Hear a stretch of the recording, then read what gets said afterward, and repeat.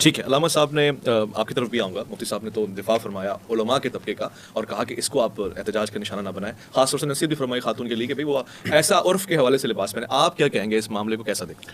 دیکھیں آج کل جو ہے عرب دنیا کے اندر جو ہے یہ فیشن آیا ہے اور وہاں پر بھی خواتین جو ہے نا عبارات لکھی جو ہے نا عبایا پہنتی ہیں، کرتے پہنتی ہیں. تو اول چیز یہ ہے کہ جب ہم ویڈیو دیکھ رہے تھے تو اس میں اس وقت بھی ایک مولانا وہاں پگڑی پر موجود تھے جو ان سے کہہ رہے ہیں کہ اٹھ کے کھڑی ہو اور اس پہ آیتیں لکھی. آیتیں بالکل نہیں تھی اس کے اندر، وہ عربی عبارت لکھی تھی الحیات حلو، یعنی زندگی خوبصورت، اس طرح کی کوئی عبارت تھی.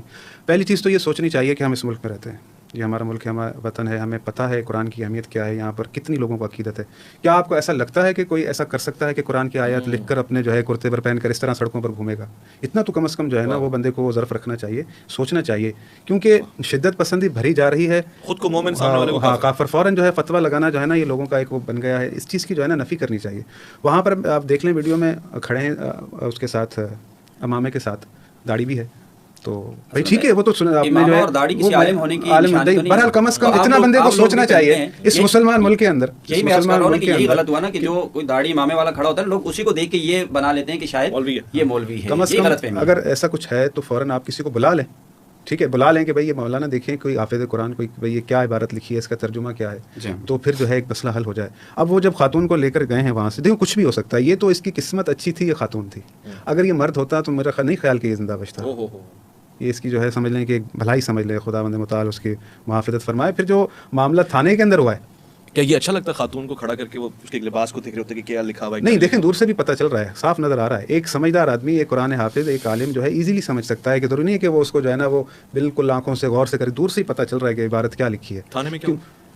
تھانے میں پھر جو ہے وہ آپ دیکھ رہے ہیں کہ مولانا بیچ میں وہ خاتون بیٹھی ہیں، ایک مولانا اس طرف ایک مولانا اس طرف، وہ کہہ رہے ہیں ہم نے ان کو معاف کر دیا. بھائی جب اس نے گناہ کیا ہی نہیں، آپ عالم ہیں، آپ کی کیوں کہہ رہے ہیں؟ دیکھیں نا کتنی ہراس ہو رہی ہے. ایسی موقع پر کچھ بھی ہو سکتا ہے، ہراسمنٹ میں اس کو ہارٹ اٹیک ہو سکتا ہے کہ بھائی میرے ساتھ یہ کیا ہو رہا ہے. تو میرے حساب سے اگر یہ لوگ جنہوں نے جو موجود تھے اور اس طرح سے انہوں نے جملے کہیں وہ ہراس میں تھی، تو ان پر دیت بنتی ہے. ہراسمنٹ دیت بنتی ہے؟ بالکل بنتی ہے. یہ دیت کا فلسفہ بیان کرتے ہیں بھائی وہ کیونکہ اس کو اذیت ہوئی نا، اس نے وہ جرم کیا ہی نہیں جس سے اس کی معافی منگوائی جا رہی ہے. وہ بالکل ہراسمنٹ میں، اس کا مطلب ایسا ہے کہ اس کو پتہ نہیں ہے کہ میرے ساتھ ہوگا کیا، ممکن ہے میں قتل کر دی جاؤں، ممکن ہے اس کی کیفیت جو ہے برداشت نہ کر سکے، ہولڈ نہ کر سکے، اس کو کچھ اپنی اندرونی کیفیت میں ایسا کچھ ہو جائے کہ وہ اپنی موت مر جائے، تبھی موت آ جائے. تو بھائی یہ اصل میں ایسا ہے کہ عوام کے اندر شعور پیدا کیا جائے. اتنی کم آپ وہ دیکھ لیں سری لنکا کا واقعہ.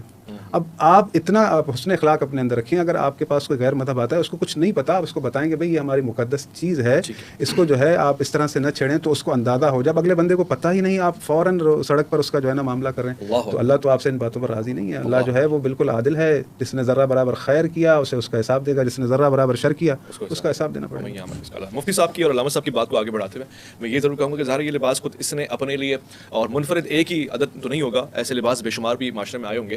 تو سب سے پہلے وہ جو لباس بنا رہے ہیں وہ ایک پریکاشن بھی دیتے ہیں، ایک اشتہار بھی چلاتے ہیں کہ بھائی ایسا لباس بنا ہے، اس کے یہ معنی ہے، تاکہ کلیئرٹی معاشرے میں ہو جائے. اور اگر ایسا کوئی متشابہ لباس پہنا جا رہا ہے تو احتیاط بھی کر لینا، پھر اپنے طور سے آپ وضاحتیں دیتے پھریں. اور تیسرا میں کہوں گا کہ معاشرہ تھوڑا سا ہمارا ویل ایجوکیٹڈ ہو جائے، وہ چیزوں کو ذرا ہضم کرنا شروع کر جائے اور فوراً سے کسی طبقے پہ بھی الزام نہ لگا دے. ہمارے پہلے تو یہ چلا کہ جی وہ فلاں سیاسی مذہبی جماعت ہے، اس کے لوگوں نے کیا ہے، اور یہ بھی ریئیکشن غلط ہو سکتا ہے.